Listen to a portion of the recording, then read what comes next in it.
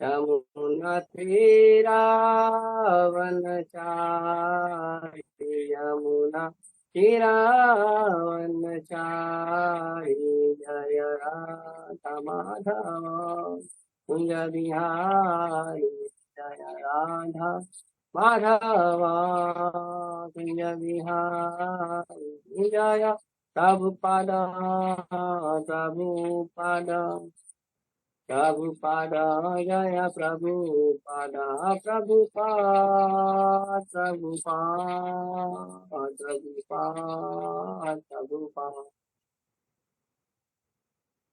ओम नमो भगवते वासुदेवाय, ओम नमो भगवते वासुदेवाय, ओम नमो भगवते वासुदेवाय।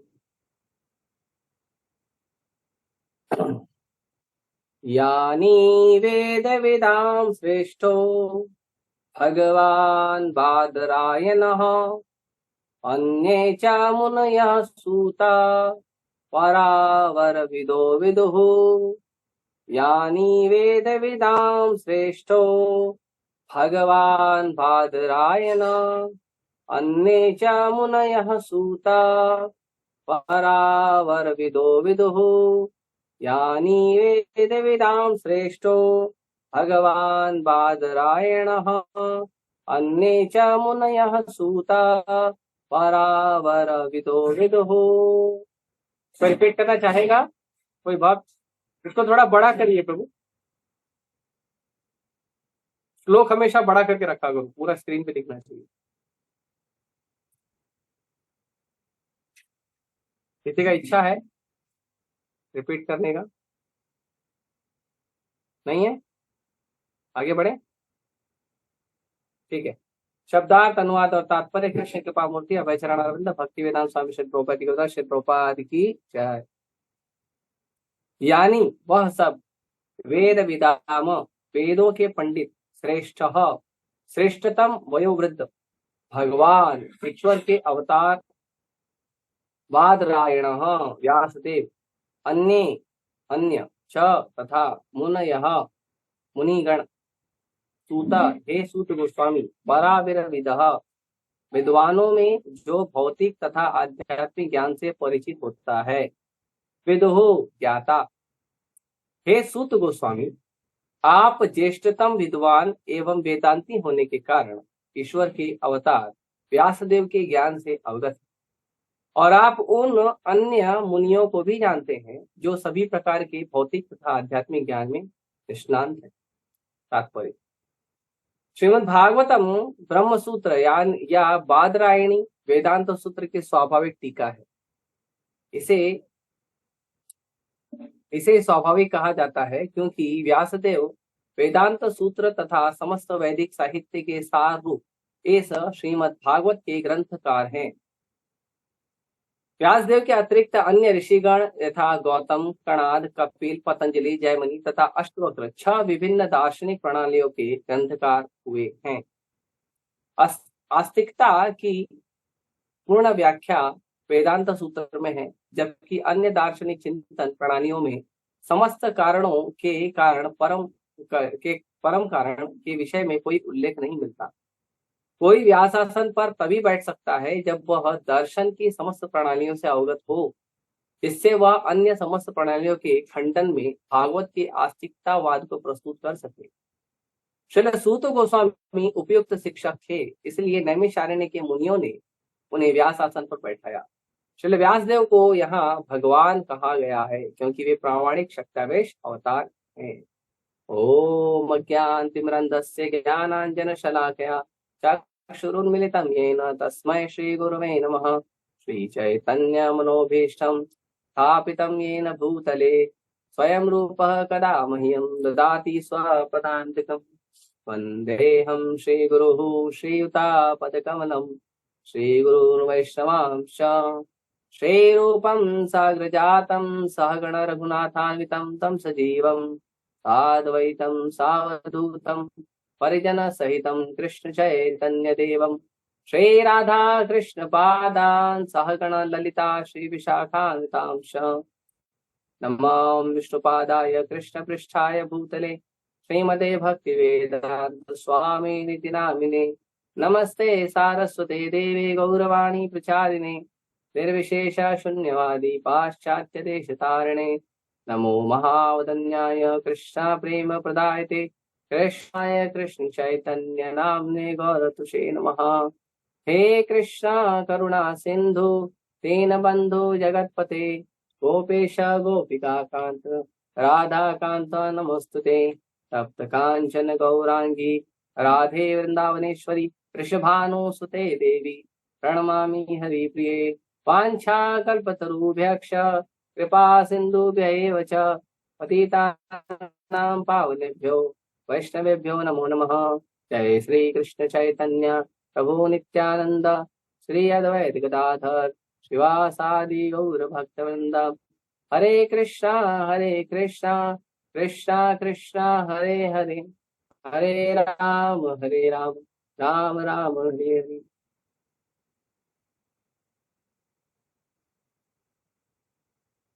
हरे कृष्णा। तो आज बहुत विशेष और महत्वपूर्ण चीजें हम चर्चा कर रहे हैं भागवतम में। तो इस श्लोक में कहा गया है कि जो सूत गोस्वामी है वो कैसे हैं, वेद विद है। और ये धीरे धीरे गुणों का वर्णन कर रहे हैं कि एक व्यक्ति जो व्यास आसन पर बैठता है, आजकल तो व्यास आसन पर कोई भी बैठ जाता है, कोई भी व्यक्ति जिसको ज्ञान हो ना हो, रट्टा मारा हो या पढ़कर खाली बोलने वाला हो या थोड़ा नाचने गाने वाला हो, कोई भी बैठ जाता है व्यास आसन। ये गलत बात है। व्यास आसन पर बैठने वाला व्यक्ति जो है वो उसके अंदर ये गुण होने चाहिए। पिछले श्लोक में हमने चर्चा किया था कि व्यास आसन पर बैठने वाले के गुण होने चाहिए कि उसके अंदर वो निष्पाप होना चाहिए, अनघा होना चाहिए। और यहाँ पर बताए जाते हैं कि उस व्यक्ति के अंदर गुण क्या होने चाहिए। तो वेद विदा श्रेष्ठो के जो सूत गोस्वामी हैं वो कैसे हैं, वेद विद हैं। वो ज्ञान को सही तरह से जानते हैं। वेद मतलब ज्ञान और विद मतलब उसको जानने वाले, उसको समझने वाले। तो सूत गोस्वामी जो है वो वेदों के ज्ञान को जानते हैं। और वो वेदों के ज्ञान को जानते कैसे हैं, अपने मर्जी से नहीं, मुनह्य बादरायण। वो जो वेदों को ज्ञान को जानते हैं वो अपने मन से वेदों के ज्ञान को न समझने का प्रयास किया है, न पढ़ने का प्रयास किया है। उन्होंने उस वेद के ज्ञान को प्राप्त किया है बादरायण। जो व्यासदेव जी हैं उनसे उन्होंने प्राप्त किया है। तो ये बहुत महत्वपूर्ण से वस्तु है भक्तों को समझने के लिए कि सबसे पहले तो किसी भी व्यक्ति को अगर वैदिक ज्ञान की बात कर रहे हैं तो वैदिक ज्ञान में सबसे पहले तो उसको वैदिक ज्ञान का जो हिसाब किताब है, उसका नियम है, वो पता होना चाहिए कि वैदिक ज्ञान क्यों है, वैदिक ज्ञान का क्या कारण है। जैसे मैं कई बार कहता हूं कि आज की जो शिक्षा प्रणाली है, आज का जो एजुकेशन सिस्टम है, ये एजुकेशन सिस्टम में एक चीज बहुत बड़ी मिसिंग है और वो ये है कि आज के स्टूडेंट को पता ही नहीं है कि जो शिक्षा वो प्राप्त कर रहे हैं वो शिक्षाओं को प्राप्त करने में वो शिक्षा का उपयोग क्या है और उसका उद्देश्य क्या है। ना आजकल के बच्चों को पता है कि वो शिक्षा का सही उपयोग क्या है और ना ही आजकल के बच्चों को ये पता है कि वो शिक्षा का सही उद्देश्य क्या है। तो जिस व्यक्ति को अगर शिक्षा का सही उपयोग और सही उद्देश्य नहीं पता है तो वो शिक्षा को लेके करेगा क्या। जैसे किसी व्यक्ति के हाथ में आप चाकू दे दीजिए या डंडा दे दीजिए, लेकिन अगर उसको पता नहीं है उसका क्या सही उपयोग है तो उसका दुरुपयोग करेगा। हाँ, कोई भी वस्तु है, अगर आप उसको वस्तु को दे दीजिए व्यक्ति को, लेकिन अगर व्यक्ति को उसका उद्देश्य नहीं पता, सही उद्देश्य नहीं पता, उसका सही उपयोग नहीं पता, तो वो उत्पात मचाएगा। जैसे छोटे बच्चे होते हैं, छोटे बच्चों को बहुत संभाल के वस्तुएं दी जाती है। क्यों? क्योंकि छोटे बच्चों में ये दो ज्ञान नहीं होता है। क्या? कि उस वस्तु का सही उपयोग क्या है और उस वस्तु का सही उद्देश्य क्या है। तो इसीलिए जो ज्ञान है, जो वैदिक ज्ञान है, वैदिक ज्ञान में भी ये चीजें बहुत महत्वपूर्ण है। तो जो वेद हैं उन वेदों को, जैसे मैं श्रुति और स्मृति कहते हैं वेदों को, तो वेदों को श्रुति और स्मृति क्यों कहते हैं? क्योंकि वेद जो है पहले श्रुति हुआ करते थे, वेद को श्रुति कहते हैं। इसके लिए जो ब्राह्मण होते थे पहले या जो भक्त होते थे उनको श्रुतिधरा कहते थे। श्रुतिधरा मतलब जो एक बार सुन लिया उसको याद रहे, उसको श्रुतिधरा कहते हैं। तो ब्राह्मणों को या जो भक्त हैं उनको श्रुतिधरा कहते थे। क्यों? क्योंकि वो वेदों के ज्ञाता थे। श्रुतिधरा मतलब वेदों का ज्ञाता। लेकिन वेदों को प्रचार करने के बाद ये देखा गया कि वेदों को पढ़ के कलयुग के जो जीव है वो वेदों का गलत अर्थ निकालते हैं, और वेदों को पढ़ के वेदों का जो गलत अर्थ निकालते हैं और उसको अपने तरह से उपयोग करते हैं। इसका उदाहरण हम देख सकते हैं कि भगवान पूर्ण पुरुषोत्तम भगवान कृष्ण, उन्होंने वेदों का ज्ञान दिया। तो भगवान ने वेदों का ज्ञान दिया, भगवान ने भगवत गीता बताया, सब बताया भगवान ने। लेकिन व्यासदेव जी दुखी थे। व्यासदेव जी दुखी थे कि जो वेद का ज्ञान है, ये वेद का ज्ञान प्राप्त करके जो कलयुग के जीव उनका भला नहीं हो सकता। क्यों नहीं हो सकता? क्योंकि ज्ञान जो है वो महत्वपूर्ण नहीं है, ज्ञान का सही उपयोग करने वाला व्यक्ति महत्वपूर्ण है। लाइब्रेरी में हजारों लाखों पुस्तकें अवेलेबल होती हैं, लेकिन हम देखते हैं कि कॉलेज के जो स्टूडेंट हैं वो जाके सिगरेट पीते हैं, दारू पीते हैं, गुटखा खाते हैं। वैलेंटाइन डे आ रहा है, अभी वैलेंटाइन डे में पिछले 7 दिनों में 8 दिनों में इतना लड़का लड़की मिलके एक दूसरे के शरीर को अपवित्र करेंगे, इतना कभी नहीं होता है। 31st नाइट को जितना लोग मिलकर एक दूसरे को अपवित्र करते हैं, ऐसा कभी नहीं होता है। आप भारत के सनातन संस्कृति की कोई एक भी ऐसा त्योहार आपको नहीं मिलेगा जिसमें इस तरह की गंदगी मचाई जाती है, इस तरह का अवैध संबंध मचाया जाता है, नहीं मिलेगा। लेकिन आप देखिए स्कूल और कॉलेज तो भरे हैं पुस्तकों से। लगभग पूरे विश्व की सभी लाइब्रेरी में भगवत गीता अवेलेबल है इस्कॉन की। लगभग पूरे विश्व की सभी यूनिवर्सिटी में भागवतम अवेलेबल है इस्कॉन का, लेकिन बच्चे पढ़ते नहीं। तो ज्ञान होना बड़ी बात नहीं है, ज्ञान होना बड़ी बात नहीं है, पुस्तक होना बड़ी बात नहीं है। बड़ी बात है उसका सही उपयोग, उसका सही सेवा, वो बड़ा बात है। अगर केवल ज्ञान होगा और उसका सेवा या उपयोग सही नहीं होगा तो ये गलत बात हो जाएगी। इसीलिए व्यासदेव जी ने देखा कि जो वेदों का ज्ञान है ये दिया तो जा रहा है, लेकिन इस ज्ञान का आगे चलकर दुरुपयोग होगा। इसीलिए उन्होंने वेद को लिखा, लेकिन वेद को लिखने के बाद वेदों की समरी लिखी, जिसको कहते हैं वेदांत दर्शन। वेद जो है वो ज्ञान है, और उस ज्ञान का जो समझ है, जो फाइनल अंडरस्टैंडिंग है, वो व्यासदेव जी ने लिखा वापस। आजकल आप देखोगे कुछ लोग हैं, स्पेशली हम नाम नहीं लेना चाहते हैं लेकिन थोड़ा बता रहे हैं आपको, स्पेशली जो आर्य समाज के लोग हैं या ऐसे लोग हैं, ये बोलते हैं कि इस्कॉन जो है वेदों की शिक्षा के वो ठीक ठीक ढंग से पालन नहीं कर रहा है, क्योंकि इनको पता ही नहीं है वेदों की शिक्षा क्या है। भगवान भगवत गीता के 15 अध्याय के 15 नंबर में कहते हैं वेदांत कृत वेद विदेवचा, के जो वेदों को लिखने वाला है वो मैं हूं, वेदों को जानने वाला मैं हूं, और वेदों को जानने का जो असली मतलब है वो क्या है, मुझे जानना। ये भगवान कृष्ण के लिए कहते हैं भगवद गीता में।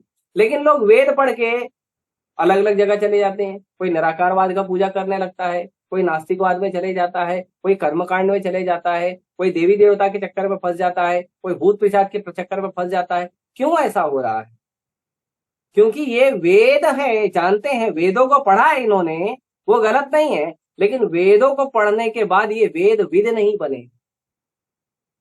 वेद पढ़ना अलग बात है और वेद को पढ़कर वेद विद बनना तो अलग बात है।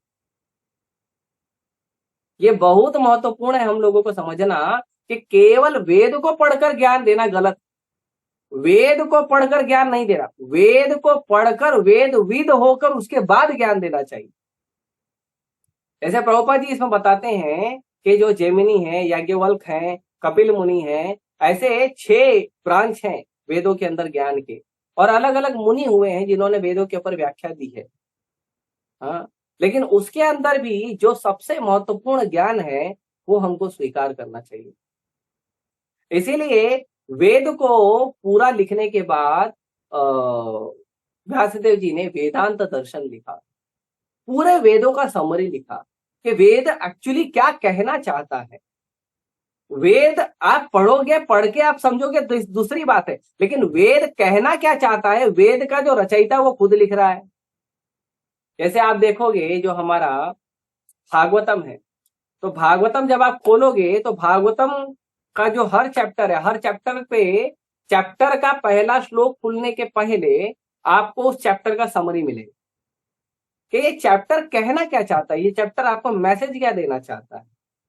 ये समरी दिया हुआ है भागवतम के हर चैप्टर में, लगभग हर सब में दिया है, कुछ कुछ में नहीं दिए हैं। तो क्यों दिया जाता है ये समरी? ये समरी दिया जाता है कि देखो आप पढ़ोगे ठीक है, लेकिन पढ़ोगे तो पढ़ने के बाद मतलब यही निकलना चाहिए।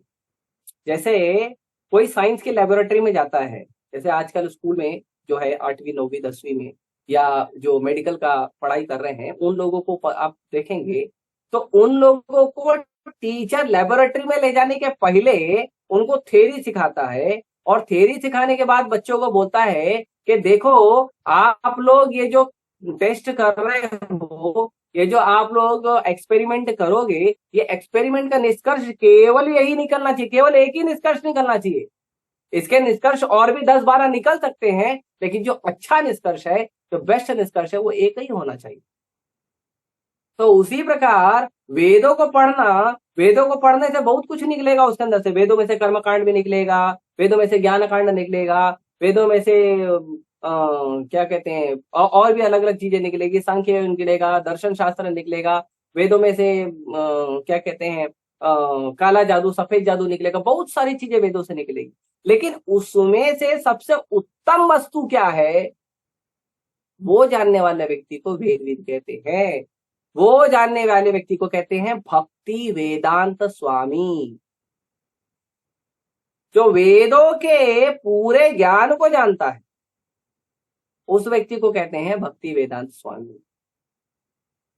तो अगर वेदों के ज्ञान को जानने के बाद वेदों का जो सही निष्कर्ष है वो कोई व्यक्ति को नहीं पता है, वो कोई व्यक्ति नहीं बता पा रहा है, वो कोई व्यक्ति नहीं बता पा रहा है कि वेद का मतलब है भगवद गीता के 15 अध्याय का 15 नंबर, जिसमें भगवान कहते हैं कि वेदों को जानने का मतलब है भगवान कृष्ण को परम भगवान के रूप में स्वीकार करना, भगवान कृष्ण को परम भगवान के रूप में पूजा करना, उनकी सेवा करना और भगवान कृष्ण का चिंतन करके वापस भगवत धाम जाना।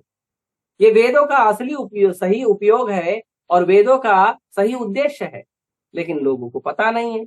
लोग को पूछो वेद पढ़े हो? हाँ पढ़े हैं। अच्छा वेद में क्या पढ़े? हम पढ़े वेद में निराकार है, भगवान का ना हाथ है, ना पैर है, ना आंख है, ना मुंह है, ना टांग है, कुछ है ही नहीं भगवान का। तो ये वेदों में, वेदों को पढ़कर वेदों का इंसल्ट है। वेदों को पढ़ रहे हो आप, तो वेदों को कैसे पढ़ना चाहिए? तो वेदों को कहते हैं भगवान बादरायण। वेदों को अगर आप पढ़ रहे हो तो वेदों को पढ़ने का उसका सही अंडरस्टैंडिंग है कि वेदों को भगवान बादरायण, वेद लिखने वाले जो रचयिता हैं, उस लिखने वाले रचयिता के प्रामाणिक गुरु परंपरा में आप वेदों को सीखिए, तब जाके वेदों का सही मतलब निकलेगा। लेकिन अगर आप वेद को इंडिपेंडेंट स्टडी कर रहे हो, स्वतंत्र अध्ययन कर रहे हो, तो आप उस वेद को पढ़कर अपना जीवन खराब कर दोगे। ये बहुत महत्वपूर्ण। केवल पुस्तकों, जैसे एक बार मैंने कहा कि प्रभुपाद जी को, एक प्रभुपाद जी के शिष्य ने कहा कि प्रभुपाद जी आपकी पुस्तकें तो इनफ है, आपकी पुस्तकों में तो सारा ज्ञान है। प्रभुपाद जी बोले यस।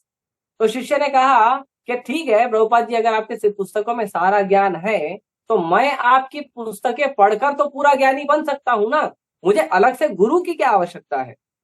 तो प्रभुपाद जी ने कहा देखो बात तो आप सही बोल रहे हो, लेकिन एक गलती यहाँ पे ये है कि जब तुम भगवत गीता पढ़कर उसको पढ़ने के बाद अगर कुछ गलती करोगे तो जो गलती आप करोगे उस गलती पर तुम्हारा कान पकड़ने के लिए भगवत गीता नहीं है, तुम्हारा कान गुरु पकड़ेंगे। तो हम देखते हैं जनरली स्कूल में स्टूडेंट, कॉलेज में स्टूडेंट पढ़ाई करते हैं, लेकिन पढ़ाई कर करके गलती करते हैं। तो गलती करने पर वहां पे हम, हमारे माता पिता जो हैं बच्चों को बोलते हैं कि तुम्हारे पास एक टीचर है जो तुम्हारे गलत और सही पर ध्यान रखेगा, जो तुम गलत करोगे तो तुमको सुधार करेगा, सही करोगे तो तुमको प्रोत्साहन देगा। तो ये जो दो चीज हैं ये कहाँ से मिलेगा? ये मिलेगा जब हमारा गुरु होंगे। तो जो वेद पढ़ रहे हैं लेकिन इंडिपेंडेंट स्टडी कर रहे हैं वेदों का, और इंडिपेंडेंट स्टडी करके आप देखोगे जितने भी वेद पढ़ने वाले हैं ना, सब खाली इस्कॉन के खिलाफ मोर्चा खोल के बैठे, केवल इस्कॉन के खिलाफ और भक्तों के, जो कृष्ण भक्त हैं उनके खिलाफ मोर्चा खोल के बैठे कि ये भक्तों को कुछ नहीं आता है, इनको तो कुछ मालूम नहीं है, ये लोग खाली भागवतम पढ़ते हैं। आपको एक बात बताता हूँ, मैं 2017 2017 में मैं पुस्तक वितरण करने गया था कोटा में। मेरे को बड़ा गहरा इंप्रेशन पड़ा है उस परिस्थिति का कि जब मैं वहां पे पुस्तक वितरण कर रहा था तो वहां पे एक माता जी आई, आई थिंक 16-17 साल की कुछ होगी। तो माता जी आई और माता जी बोली, आप क्या दे रहे हो? तो मैंने कहा, भाई हम तो भगवत गीता लाए हैं, कृष्णा बुक लाए हैं। बोली, भगवत गीता लाए हो? मेरे को भगवत गीता चाहिए। तो मैंने बोला, ले लीजिए।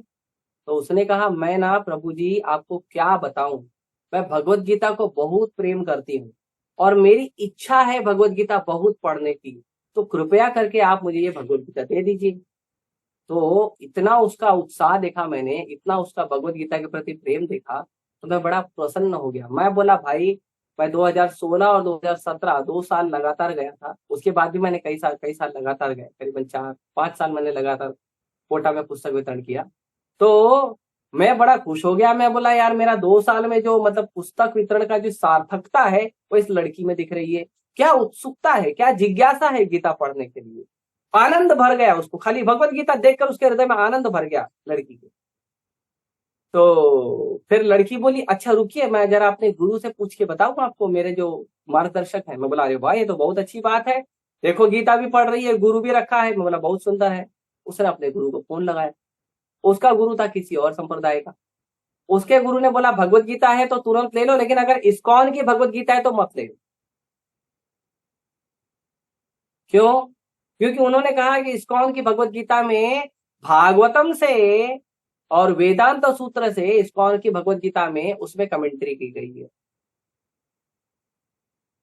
आप विश्वास करिए कि वो माता जी 10 मिनट लगातार मेरे सामने खड़े होकर रो रही थी। माता जी कह रही थी, प्रभु जी मैं करूं क्या, मेरे समझ में नहीं आ रहा है, मुझे गीता सामने है, गीता चाहिए, लेकिन मेरा गुरु मना कर, मना, मैं लेकर नहीं जा सकती।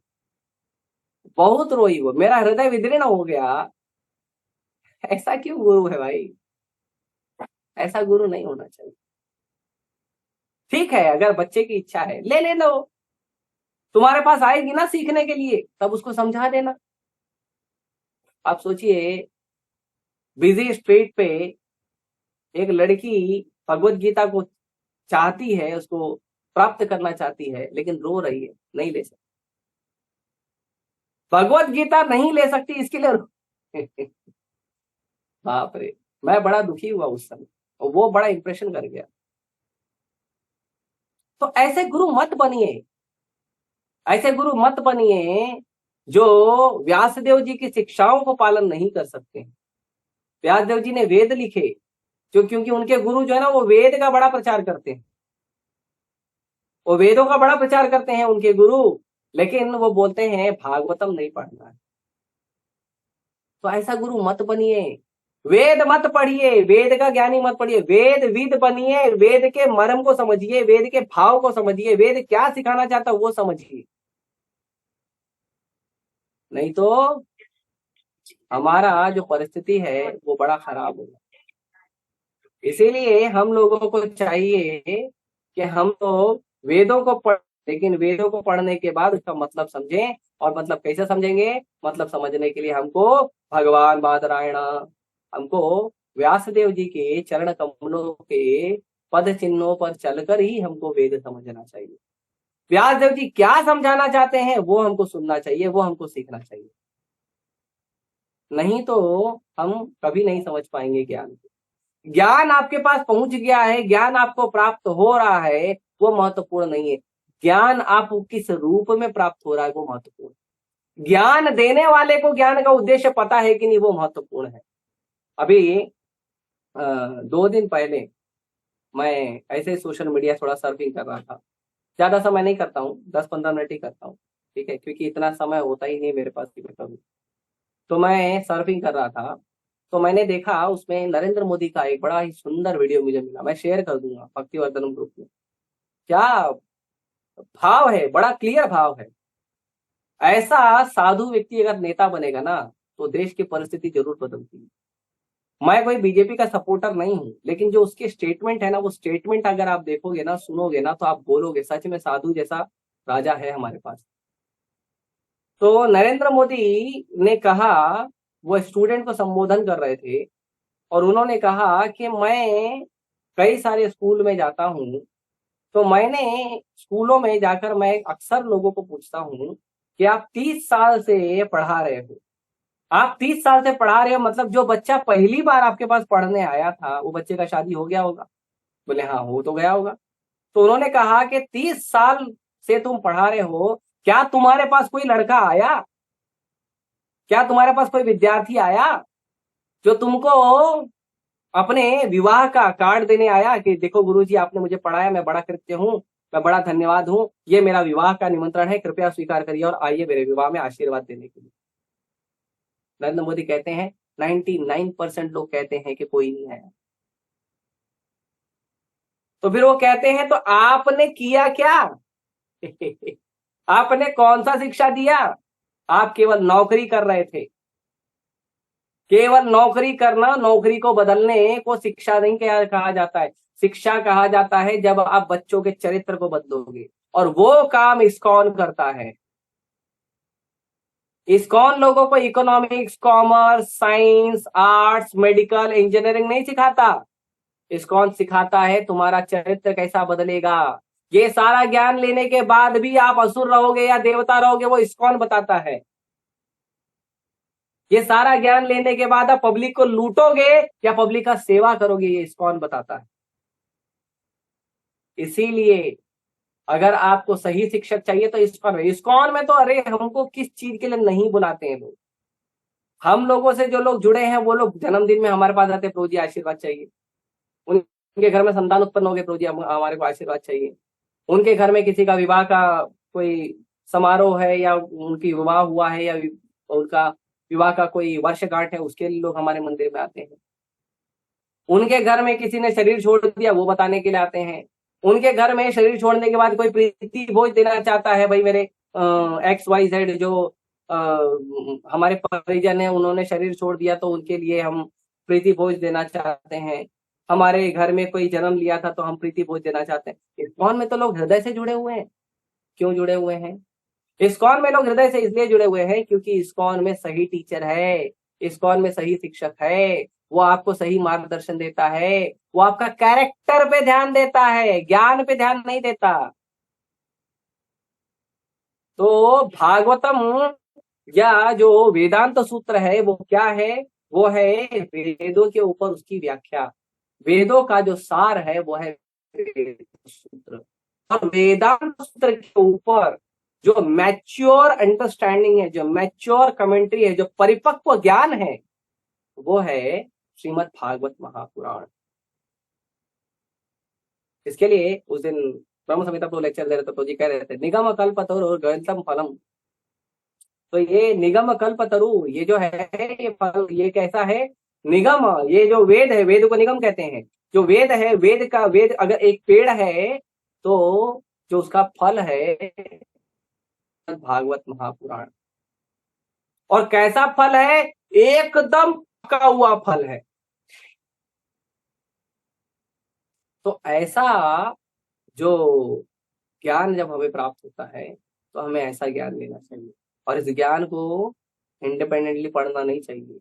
अच्छी बात है, प्रभुपाद जी की शिक्षाओं में सब कुछ दिया है, लेकिन उसके बावजूद आप पढ़िए भक्तों के साथ, भक्तों के साथ में पढ़ाई करिए। अगर आप वैष्णव गीत पढ़ेंगे तो आप सुनेंगे वैष्णव गीत में कई जगह पे, वैष्णव गीत में जो वैष्णव आचार्य हैं, जो बड़े बड़े सिद्ध क्या कहते हैं, भक्त हैं, वो कहते हैं कि मुझे एक वैष्णव का संग दीजिए, मुझे एक वैष्णव का शरण दीजिए। क्यों कहते ऐसा? कहने का उसका मुख्य कारण है कि अगर हमको वैष्णव का संग नहीं मिलेगा, और वैष्णव के संग में हम शास्त्र नहीं पढ़ेंगे तो हम कभी नहीं समझ पाएंगे वैष्णव और शास्त्रों का मर्म क्या है। अपने मन से पढ़ाई मत करिए, पढ़ाई करिए और भक्तों को पूछिए, पढ़ाई करिए, उसमें जिज्ञासा हो तो भक्तों को पूछिए। मैं आप लोगों को सबको निवेदन करता हूँ कि आप सब पढ़ाई करिए। आप पढ़ाई करने के बाद आपको जहां कुछ पूछना है, आपको कुछ ऐसा लगा, आप पढ़ते पढ़ते आपको कुछ अच्छा लगा, देखो ये चीज बड़ी अच्छी है, उसको आप स्क्रीनशॉट मारिए, फोटो खींचिए, भेजिए, तो जी देखो ये चीज मुझे बड़ी अच्छी लगी, ये चीज में ये ज्ञान मुझे बड़ा अच्छा लगा। आप लोग देखेंगे, आप लोगों में से जिनका नंबर मेरे पास है और मेरा नंबर उनके पास है, आप लोग देखेंगे, अगर आप स्टेटस देखेंगे ना तो आप हर रोज प्रभुपाद जी का एक दो कोटेशन जरूर देखेंगे। क्यों? मैं पढ़ता हूँ, अच्छा लगता है, शेयर करता हूँ। मैं कुछ सोशल मीडिया पे भी डाल देता हूँ प्रभुपाद जी के ज्ञान को। क्यों डालते हैं? क्योंकि उसका मुख्य कारण है कि आप कुछ पढ़ रहे हो, आपको अच्छा लगा तो आपको समाज में बांटना चाहिए। उसके बाद आपको, आपने कुछ पढ़ा, आपको नहीं समझ में आया तो आपको पूछना चाहिए। उसके बाद आपने पढ़ा लेकिन आपको उसको एक ही एप्लीकेशन पता है, मैंने ये ज्ञान पढ़ा, उसका ये एक मतलब मुझे पता है, हो सकता है इसका दूसरा मतलब भी होगा, पूछिए। आप लोग आश्चर्य मानेंगे कि मैं और नीलांबर प्रभु, हम लोग ऐसे दो भक्त हैं, एक दूसरे के साथ रहते हैं कि हम लोग जब कुछ पढ़ते हैं तो एक दूसरे को शेयर करते हैं, और शेयर करने के बाद चमत्कार हो जाता है। क्या चमत्कार होता है पता है? शेयर करने के बाद अगर मैंने पढ़ाई की है और मुझे इसका एक एप्लीकेशन पता है, मुझे पता है कि ये मैंने पढ़ाई किया और इसका ये मतलब है, मैं जब नीलांबर प्रभु को शेयर करता हूँ तो नीलांबर प्रभु मुझे दो और एप्लीकेशन बताते हैं, उसका दो और भाव, दो और मतलब बताते हैं। और ऐसा ही नीलांबर प्रभु भी ऐसे ही करते हैं। वो कुछ पढ़ते हैं, एक बार नीलांबर प्रभु भागवत कथा करने जा रहे थे, तो भागवत कथा करने के एक दिन पहले हम लोग मिले, एक परिवार के यहाँ प्रीति भोज था, हम वहां पे गए थे। तो वहां पे जाने के बाद नीलांबर प्रभु ने मुझे पूछा कि मैं ये चीज पढ़ रहा हूँ, इसका क्या मतलब है? तो मैंने बोला है प्रभु जी इसका ये और मतलब हो सकता है। तो प्रभु जी बड़े खुश हो गए, प्रभु जी बोले ये प्रीति भोज से ज्यादा आनंद तो मुझे शास्त्र चर्चा में आ रहा है। तो हमको ये चीज समझना चाहिए कि भक्तों के साथ बैठकर पढ़िए, गुरु परंपरा में बैठकर पढ़िए, तब ज्ञान का सही मतलब है। इसीलिए जो लोग इस्कॉन को फॉलो कर रहे हैं, जो गुरु शिष्य परंपरा को फॉलो कर रहे हैं, वही लोग सच में ज्ञानी होंगे। आपको ज्ञान नहीं भी है लेकिन आप भक्तों का, आप चरणों का अनुगमन कर रहे हैं, इसीलिए आपको ज्ञान हो जाए। ज्ञान होना, ज्ञान नहीं होना बड़ी बात नहीं है। बड़ी बात है कि जिस व्यक्ति का को सही ज्ञान है, उस व्यक्ति का हाथ पकड़ कर चलना, उस व्यक्ति के पद चिन्हों पर चलना, वो सबसे बड़ी बात है। इस्कॉन के भक्तों को वेदों का ज्ञान नहीं है, इस्कॉन के भक्तों को थोड़ा बहुत है लेकिन वेदों का, सारे वेदों का ज्ञान नहीं है। लेकिन इस्कॉन के भक्त भक्ति वेदांत स्वामी प्रभुपाद जी को फॉलो करते हैं, तो भक्ति वेदांत स्वामी को पूरा वेदों का ज्ञान है, क्योंकि उनको पूरा वेदांत दर्शन पता है। इसीलिए इस्कॉन के भक्त गलत भी हैं वेदों के ज्ञान में, लेकिन मार्ग सही है उनका, उनका मार्ग गलत नहीं है। क्यों? क्योंकि वो ऐसे आचार्यों को, ऐसे गुरुओं का पालन कर रहे हैं जो 100% व्यासदेव जी के चरणों का अनुगमन करते हैं।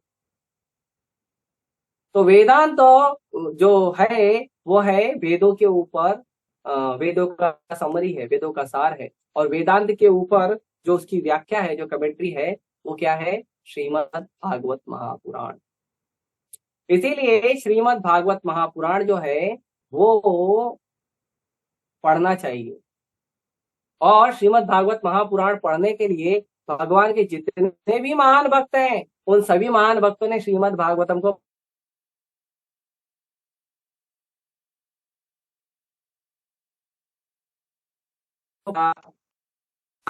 ये बात तो सबसे पहले नारद मुनि प्रकट होके बोले वेद व्यास जी को कि देखो, अगर आप केवल वेद लिखोगे और ये सब चीजें लिखोगे तो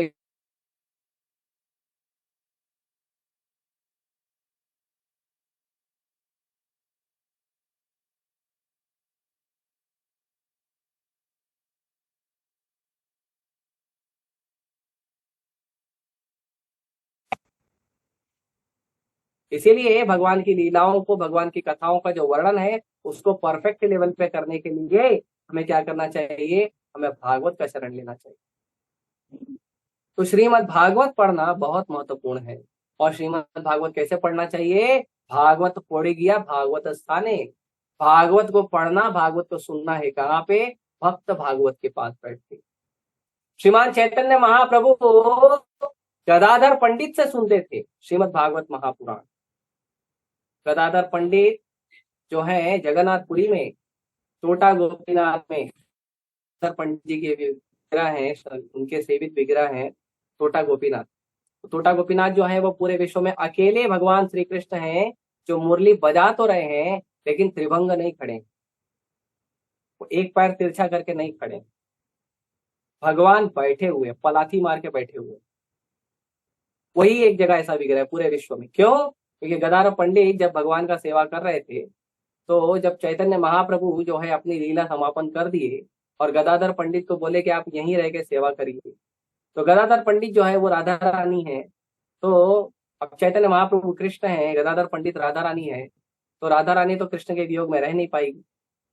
तो जब चैतन्य महाप्रभु अप्रकट हो गए यहाँ पे लोगों के दृष्टि से ओझल होके, तो राधा रानी या जो गदाधर पंडित है, गदाधर पंडित क्या हुए, वो एक ही साल में बहुत ज्यादा बूढ़े हो गए। इतने बूढ़े हो गए कि वो अपने श्री विग्रह को फूलों की माला भी नहीं पहना पाते थे।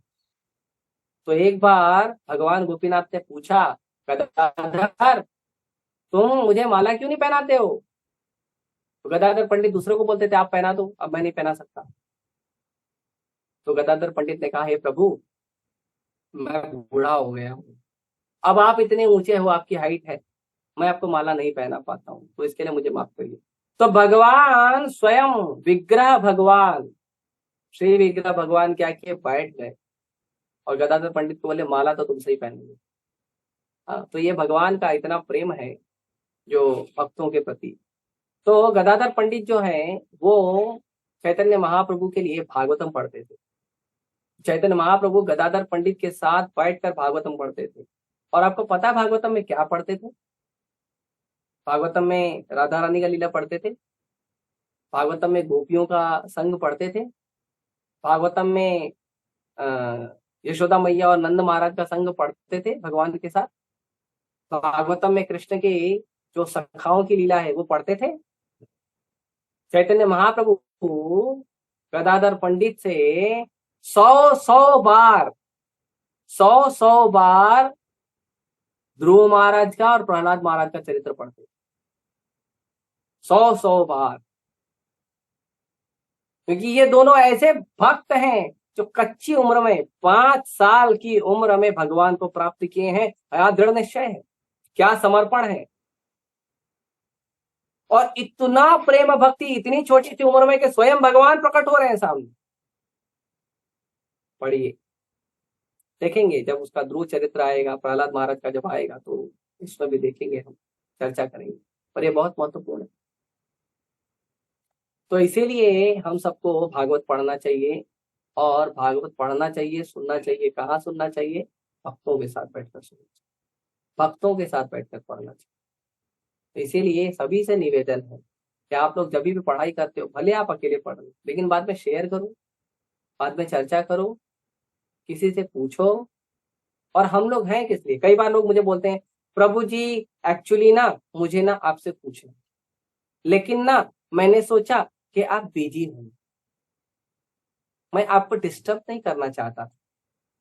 तो फिर उसको मैं बोलता हूँ, मेरे भाई, मेरे प्रभु, मेरे स्वामी, आपके द्वारा डिस्टर्ब होना ही मेरी सेवा है।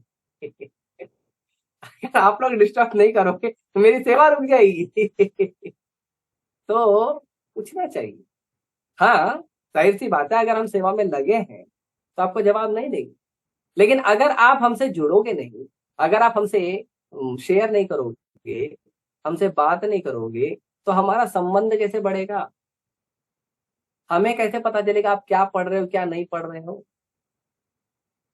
इसीलिए आप सभी से निवेदन, आप पढ़िए, भागवतम को पढ़िए, भगवत गीता को पढ़िए, प्रभुपाद जी के दिए हुए शास्त्रों को पढ़िए। भागवतम भगवत गीता बड़ी लगती है तो प्रभुपाद जी की छोटी छोटी पुस्तकें पढ़िए, उसमें भी भागवत और गीता का ही ज्ञान दिया है प्रभुपाद जी ने, पर पढ़िए। तो ये जो भागवतम है ये साधारण ग्रंथ नहीं है, वेदों का जो सार है वो वेदांत है, और वेदांत दर्शन का जो परिपक्व जो उसके ऊपर वर्णन है वो श्रीमद् भागवत महापुराण। और श्रीमद् भागवत महापुराण कैसा है? अमलम पुराणम। श्रीमद् भागवतम ऐसा है कि उसके अंदर जरा सा भी गंदगी नहीं है। जरा सा भी गंदगी मतलब उसमें न ज्ञान है, न कर्म है और न ध्यान है, कुछ नहीं है। उसमें क्या है? उसमें एक्सक्लूसिवली एक ही चीज बताई गई है, आपके जीवन का उद्देश्य है कृष्ण को प्राप्त करना। बात खत्म। ये बहुत महत्वपूर्ण है। तो इसीलिए वेदों को स्वीकार करिए, वेदों के ज्ञान को स्वीकार करिए, अच्छे से भक्ति करिए, भक्तों के साथ पढ़िए और भक्तों के साथ रहिए। ये हमारे जीवन का असली उद्देश्य है। हमारे जीवन का और कोई उद्देश्य नहीं। तो इसीलिए हम सबको समझना चाहिए, हम सबको भागवत का शरण लेना चाहिए। आपको मैं एक बहुत ही महत्वपूर्ण बात बताने जा रहा हूँ, और वो है, आप लोग को आप अभी तक नहीं पता होगा। तो एक बार ऐसा हो गया था कि जो वैष्णव संप्रदाय है उसमें उस समय कोई प्रतिष्ठित आचार्य नहीं थे। मतलब भक्त थे, पढ़ने वाले थे, लेकिन वो उस समय कोई प्रतिष्ठित आचार्य नहीं थे। तो आचार्य की उपाधि जो है वो किसको दी जाती है पता है? आचार्य की उपाधि उसको दी जाती है जो श्रीमद् भागवतम के ऊपर कमेंट्री करता है।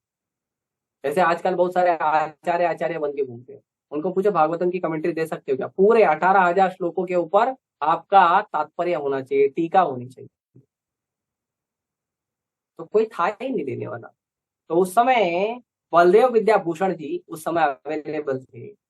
तो बलदेव विद्याभूषण जी से कहा गया, देखिए आप तो इतने महान वैष्णव हैं, आप इतने ज्ञानी हैं, आप तो दे ही सकते हैं ना। तो बलदेव विद्याभूषण जी ने कहा, देखो मेरे अंदर ऐसा कोई सामर्थ्य नहीं है। हालांकि सामर्थ्य उनका बहुत था, लेकिन क्योंकि वैष्णव दैन्य होते हैं, वैष्णव नहीं स्वीकार करते हैं पूजा, नाम, प्रतिष्ठा, अहंकार नहीं रखते हैं वैष्णव। तो बलदेव विद्याभूषण जी ने मना कर दिया।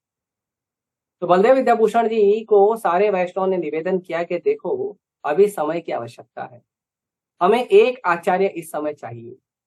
यदि आप भागवत की टिप्पणी लिख देंगे तो बहुत अच्छा होगा, बहुत सारे वैष्णव को, भगवान के भक्तों को इसका लाभ मिलेगा। क्योंकि हमारे पास एक प्रतिष्ठित आचार्य होंगे तो हम लोगों को ये मायावादी और जो निराकारवादी है उनको फॉलो नहीं करना पड़ेगा, क्योंकि हम तो साकारवादी हैं। हम तो कृष्ण को, श्याम सुंदर को श्याम सुंदर रूप में पूजा करते हैं। तो बलदेव विद्याभूषण जी जो है वो चले गए भगवान गोविंद देव जी के पास।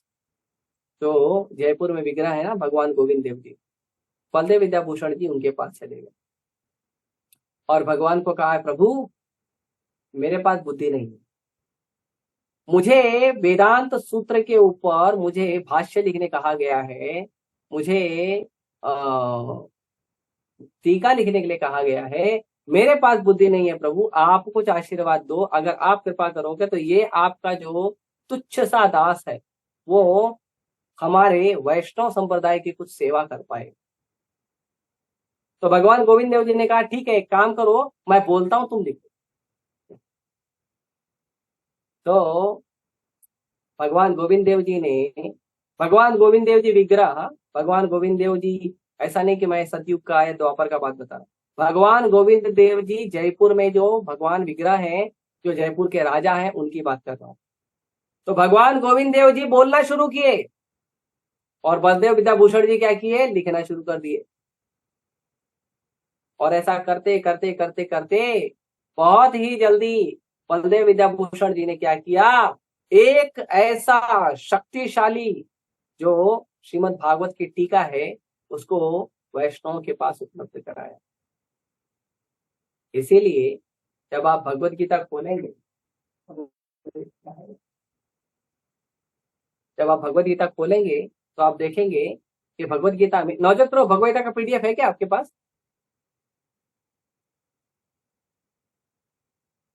ठीक है, मैं बाद में शेयर कर देंगे उसमें ना, फोटो खींच के मैं डाल दूंगा। तो भगवत गीता को जब खोलेंगे तो भगवत गीता का जो पहला पेज है वो है कि जो इस्कॉन की भगवत गीता, तो उसमें पहला पेज में क्या वर्णन किया गया है कि जो लोग इस्कॉन के खिलाफ थे, जो लोग इस्कॉन की निंदा करते थे, उन निंदा करने वालों के द्वारा सराहना, निंदा करने वालों द्वारा सराहना लिखी गई है। पहला बताओ, ये कोई टाइप, ये कोई छापता नहीं, प्रभुपाद जी ने छपवाया है। उसके बाद दूसरे पेज पे है समर्पण। प्रभुपाद जी के हर पुस्तक में समर्पण है, खासकर जो बड़ी बड़ी पुस्तकें हैं तो हर पुस्तकों में समर्पण है। गीता में समर्पण लिखा है, कृष्ण में समर्पण लिखा है, भागवतम में समर्पण है, और चैतन्य चरितामृत में समर्पण है। ये सब ये समर्पण लिखा गया। तो समर्पण लिखा है तो प्रभुपाद जी ने समर्पण लिखा है, गोविंद भाष्य के अद्भुत प्रणेता श्रील बलदेव विद्याभूषण। तो ये बलदेव विद्याभूषण जी ने श्रीमद् भागवतम की जो टीका है उसको नाम दिया गोविंद भाष्य। क्यों? क्योंकि वो जो भागवतम है, वो भागवतम की जो टीका है, वो टीका क्या है? वो टीका स्वयं भगवान कृष्ण के, भगवान गोविंद देव जी के शब्द। तो जो गीता आप इस्कॉन का लेकर पढ़ रहे हो ना, वो इस्कॉन की गीता क्या है पता है? वो इस्कॉन की गीता में जो श्लोक है वो कृष्ण के द्वारा कहे गए हैं, और श्लोक का अनुवाद जो है, वो जो भक्तों ने अनुवाद किया वो भी कृष्ण के ही है, क्योंकि अनुवाद है तो कृष्ण के ही शब्द है। और जो उसके अंदर तात्पर्य है वो भी कृष्ण के द्वारा कहे गए शब्द है। पूरी भगवत गीता श्री भगवान वाच है। पूरी भगवत गीता में केवल भगवान के द्वारा कहे गए सारे शब्द हैं और कुछ नहीं है। कोई कहेगा ये तो तुम्हारे भक्ति वेदांत स्वामी ने तात्पर्य लिखा है, नहीं लिखा है। भक्ति वेदांत स्वामी प्रभुपाद ने क्या किया, बलदेव की जो पुस्तक है उसको लिया, जिसमें स्वयं भगवान के शब्द हैं, उनको उन्होंने भगवत गीता में एक कुछ आचार्यों की और टीकाएं लेके उसको प्रभुपाद जी ने भगवत गीता में लिख दिया है। तो भगवत गीता के अंदर क्या है? भगवत गीता के अंदर केवल भगवान के शब्द हैं, चाहे आप उसको श्लोक पढ़िए, चाहे उसका अनुवाद पढ़िए, चाहे उसका तात्पर्य पढ़िए, उसमें कृष्ण के शब्द के अलावा कुछ नहीं है। इसीलिए इस्कॉन की भगवत गीता इतनी पावरफुल है।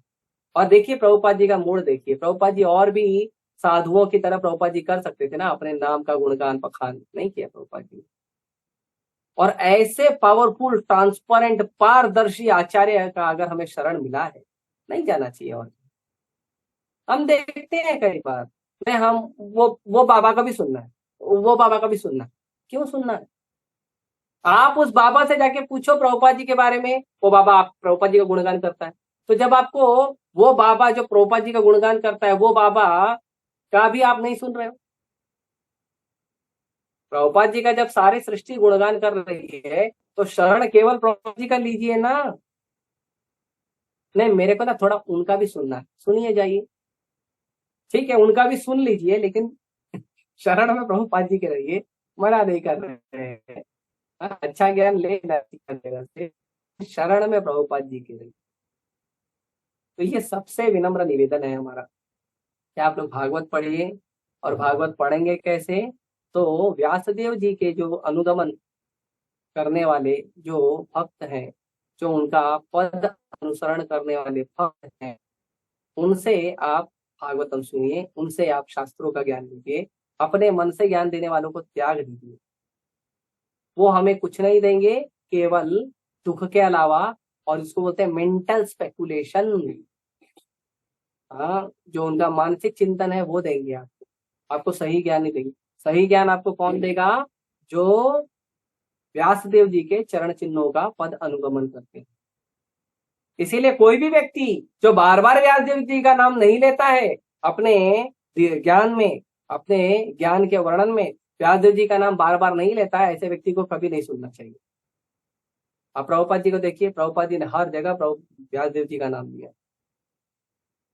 तो इसीलिए हमको प्रभुपाद जी को सुनना चाहिए, इस्कॉन के भक्तों को सुनना चाहिए, और इस्कॉन के भक्तों को सुनकर उनसे हमें ज्ञान लेना चाहिए, और हमें भगवद गीता भागवतम पढ़ना चाहिए, भक्तों के साथ बैठ के पढ़ना चाहिए। तब जाके हमें सही ज्ञान मिलेगा, वरना वेदों का तो ज्ञान हो जाएगा, उस ज्ञान का सही भाव नहीं मालूम पड़ेगा, और फिर क्या करोगे? उत्पात मचाओगे। जब वेदों का ज्ञान लोगों के पास था तो वेदों का ज्ञान का प्रमाण देकर लोग मांसाहार करते थे, भगवान दुखी हो गए, भगवान को इमरजेंसी अवतार करना पड़ा, भगवान बुद्ध को प्रकट होना पड़ा। क्यों भगवान बुद्ध प्रकट हुए? भगवान बुद्ध प्रकट हुए क्योंकि लोग वेदों का पालन कर रहे थे, लेकिन वेदों का पालन करके क्या कर रहे थे? मांस खा रहे थे, पशु बलि दे रहे थे। तो भगवान गौतम बुद्ध को प्रकट होना पड़ा। और भगवान गौतम बुद्ध को क्या करना पड़ा? भगवान गौतम बुद्ध को भगवान होने के बावजूद उनको नास्तिकता का प्रचार करना पड़ा, वेदों के खंडन का प्रचार करना पड़ा। वेदों को मत मानो। भगवान आए, भगवान ने कहा कि आप लोग ये पशु बलि बंद कर दीजिए। तो बोले क्यों बंद कर दीजिए? पशु बलि तो यज्ञों में बलि दी जाती है। तो भगवान ने कहा यज्ञों को बंद कर दीजिए। तो उन्होंने कहा यज्ञों को कैसे बंद कर दें? यज्ञ तो वेदों का विधान है। तो भगवान ने कहा वेदों के विधान को बंद कर दो। तो कहे ऐसे कैसे बंद कर दे? वेदों का विधान जो है भगवान की वाणी है। तो भगवान ने कहा ठीक है, भगवान को मानना बंद, भगवान को मानना बंद कर दो। फिर क्या करें? चुपचाप एक जगह बैठो मेरे सामने और कुछ मत करो, कुछ नहीं करना है तुमको, निर्वाण, बस शांति से एक जगह बैठो। क्या क्यों किया भगवान ने ऐसा? क्योंकि लोग वेदों का पालन कर रहे, वेदों का पालन बिना वेदों के मर्म को जाने कर रहे थे, इसीलिए इतना बड़ा नुकसान हुआ। भगवान को स्वयं आना पड़ा धरती पे लोगों को नास्तिक धर्म का प्रचार करने के लिए, लोगों को बताने के लिए कि भगवान को मत मानो, शास्त्रों को मत मानो। क्यों? क्योंकि ये लोग शास्त्रों को और भगवानों को मानने के नाम पर जीव हत्या कर रहे हैं। तो ऐसा वेदों का ज्ञान किस काम? बताइए, ऐसा वेदों का ज्ञान किस काम? ऐसा वेदों का ज्ञान नहीं लेना चाहिए। एक छोटा सा उदाहरण मुझे याद आ रहा है। एक मुस्लिम लड़का था, वो मस्जिद नहीं जाता था। तो उसके माँ बाप बोले देखो भाई, मस्जिद जाना चाहिए, नमाज पढ़ना चाहिए। तो बोला नहीं, कुरान में लिखा है मस्जिद नहीं जाना चाहिए। बोला ऐसा थोड़ी है, कुरान में लिखा मस्जिद नहीं जाना। हाँ ऐसे लिखा है, देखो कुरान में लिखा। तो कहाँ लिखा? तो ले आके दिखा, देखो कुरान में लिखा है मस्जिद नहीं जाना चाहिए। तो माँ बाप बोले हाँ बात तो सही है। तो बोले लेकिन मस्जिद तो जाना जरूरी है, ऐसा कैसा नहीं जाना चाहिए? तो उन्होंने कहा कि उन्होंने क्या किया, वो जो उनके मौलाना है या जो उनके गुरु हैं उनको बुलाया। तो मौलाना और गुरु को बुलाया और उनके जो गुरु हैं उनको बोला गया कि इसको समझाइए। उसने उनको भी प्रमाण दिखाया, देखो कुरान में लिखा है। तुम लोग कुरान कुरान बोलते हैं, देखो कुरान में लिखा है। और बोला और भाग गया। और मौलाना देखा, मौलाना एकदम देखा आश्चर्य, तो अरे ये तो बात तो सही लिखी है, लिखा है कुरान में मस्जिद नहीं जाना चाहिए। तो फिर उन्होंने क्या किया, पन्ना पलटा। तो पन्ना पलटा तो क्या देखा, जो बोल रहा था ना लड़का वो आधा शब्द था, उसके आगे लिखा था चप्पल पहनकर, मस्जिद नहीं जाना चाहिए चप्पल पहनकर। तो लड़का तो टोपी पहना के भाग गया है? तो ये चीज समझिए कि कई लोग जो हैं वेदों का बात बताते हैं लेकिन गलत बताते हैं, आधा बताते हैं। इसको कहते हैं अर्ध कुक्कुट न्याय। अर्ध मतलब आधा, कुक्कुट मतलब मुर्गी। हाँ, तो कुछ लोगों को क्या चाहिए कि मुर्गी जो अंडा देने वाला भाग है ना वो चाहिए लोगों को, कि तो हमको रोज अंडा मिलते हैं, लेकिन मुर्गी का जो खाने वाला भाग है ना वो नहीं चाहिए। तो वेदों में, शास्त्रों में जो फ्रूट वाला, जो फायदे वाला चीज है, जन्म देही, धनम देही, रूपवती भार्या देही, घर देही, गाड़ी देही, बंगला देही, गर्लफ्रेंड देही, बॉयफ्रेंड देही, पति देही, पत्नी देही, बच्चा देही, तो ये जो भाव है ये उसको लोग पकड़ लेते फटाफट। लेकिन उसके लिए क्या, नहीं भाई तपस्या भी करनी है। ओए तपस्या, तपस्या कौन करेगा, हम तो कलयुग के पति जीव हैं, हम तपस्या नहीं करेंगे। चालू करो ना, चालू चालू, ऐसा मत पढ़िए, पहले तपस्या करिए। कैसे तपस्या करना है? भगवान कहते हैं तपो दिव्यम पुत्र का ये न शुद्धे न सत्वम। कैसा तपस्या करिए? तपस्या करिए जो आपको शुद्ध करे, और दिव्य तपस्या करिए, साधारण तपस्या मत करिए। संसार की वस्तुओं को प्राप्त करने के लिए तपस्या मत करिए, तपस्या ऐसी करिए कि वो चीज आपको प्राप्त हो जो संसार में नहीं है, वो चीज आपको प्राप्त हो, ऐसी तपस्या करिए। तो इसीलिए हमको भक्तों से ज्ञान लेना चाहिए, शास्त्रों को पढ़ना चाहिए और शास्त्रों को सही तरह से पढ़ना चाहिए। फिर भगवान शंकराचार्य जी को भेजे, भगवान शंकर को भेजे। भगवान शंकर वर्णन करते हैं रामायण में, शंकर भगवान कहते हैं कि पद्म पुराण में भी वर्णन है, शंकर भगवान कहते हैं कि परम भगवान का मुझे आदेश है कि मुझे धरती पे जाके वेदों का प्रचार करना, क्योंकि पूरा नास्तिकवाद हो गया था। तो नास्तिकवाद हो गया था, तो फिर भगवान ने कहा शिव जी को कि जाइए वेदों का प्रचार करिए। तो शिव जी प्रकट हुए शंकराचार्य जी के रूप में, और शंकराचार्य जी ने पूरे भारत भर में अपने 10 शिष्यों द्वारा वेदों का प्रचार कराया। फिर उसके बाद जब वेदों का प्रचार हो गया तो वेदों के प्रचार में वेद भी थे, उसमें कर्मकांड भी थे, उसमें निराकारवाद भी था। तो फिर भगवान ने क्या किया, भगवान चैतन्य महाप्रभु प्रकट हुए और वेदों के आधार पे फिर उन्होंने कृष्ण भक्ति की वापस से स्थापना की।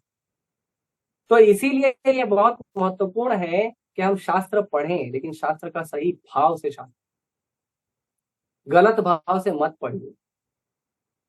भाव बहुत महत्वपूर्ण है, बिना भाव के सब बेकार है। जैसे प्रभुपाद जी कहते हैं कि संसार में तो बहुत सारी स्त्रियां हैं, लेकिन एक स्त्री को देखकर आपका जो है वो आपका मन कहता है कि ये अपनी स्त्री है। क्यों? क्योंकि आपने उससे विवाह किया, वो आपकी पत्नी है। अरे लेकिन संसार में बाकी भी तो स्त्रियां हैं, तो फिर ये तुम्हारी स्त्री क्यों है? क्योंकि ये तुम्हारी पत्नी है। ये भाव है हमारा। संसार में बहुत सारे लोग हैं, सड़क पर बहुत सारे लोग चल रहे हैं और आप उतने में देखते हो कि आपका भाई जा रहा है, आप आवाज लगाते हो। आप देखते हो आपका मित्र जा रहा है, आप आवाज लगाते हो। अरे आपका मित्र आपका भाई भी तो कोई एक लड़का या लड़की ही है, लेकिन क्यों उसको आवाज लगाते हो? क्योंकि भाव है मेरा भाई, भाव है मेरा मित्र है। तो ये बहुत महत्वपूर्ण है। शास्त्रों को केवल पढ़ना और पढ़कर बड़ा बड़ा ज्ञानी हो जाना और ज्ञानी होकर यहाँ वहां घूम घूम के पूरे संसार में शास्त्रार्थ करना, ये बुद्धिमत्ता का परिचायक नहीं है, ये बुद्धिमत्ता का प्रमाण नहीं है। हमको क्या करना चाहिए? हमको शास्त्रों को पढ़ना चाहिए, शास्त्रों के भाव को समझ,